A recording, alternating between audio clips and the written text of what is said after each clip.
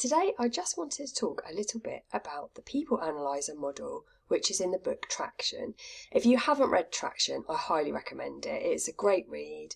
I use many of the models within Traction in my own business to help me manage how we work, and it's a really useful read for a small business owner. So have a look at that.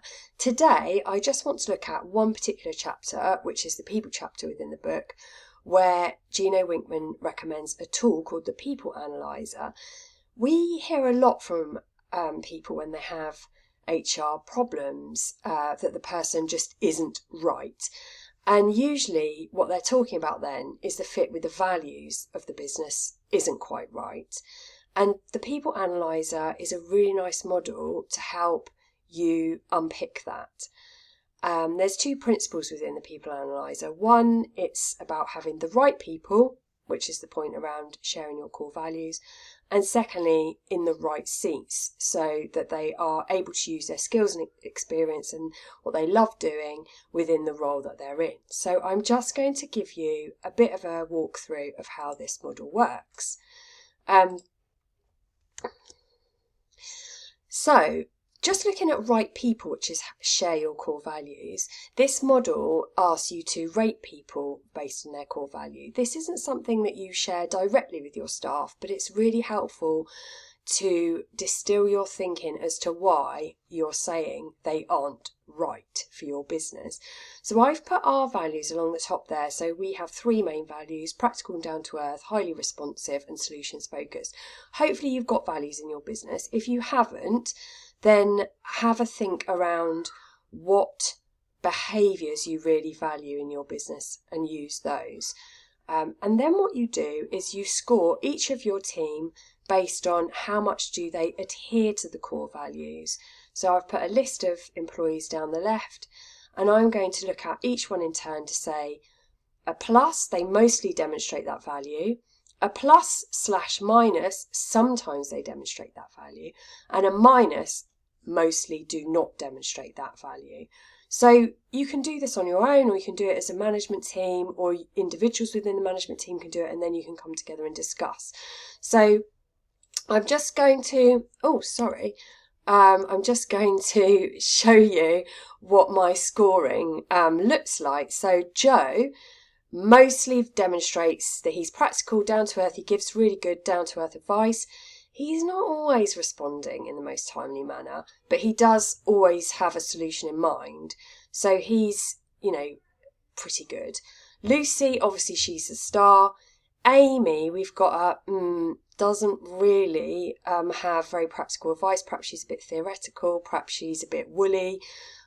She's a bit mixed on how responsive she is, and she doesn't appear to be giving our clients a solution. So she's the one who we need to think about.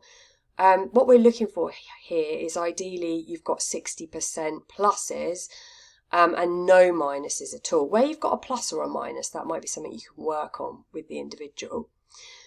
So coming on to the second part of the model, the right seat. Are they in the right role to use their skills and be passionate about what they're doing?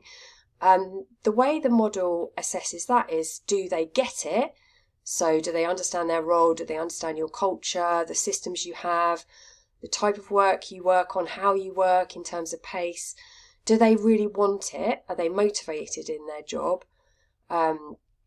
And lastly, do they have capacity? And that could be both their own kind of mental capacity, but also do they have the time to do the role? Or are you still filling up their time with other roles potentially or other responsibilities? So they're the things we're going to rate on now. So I've overlaid those into that same table. So we've got the assessment against the values, and now we're going to assess against the right seat. So here we can say Joe, he obviously really gets it. He understands the culture, the values, the business, how you work. His motivation seems to be a bit of a question over, and he definitely has capacity.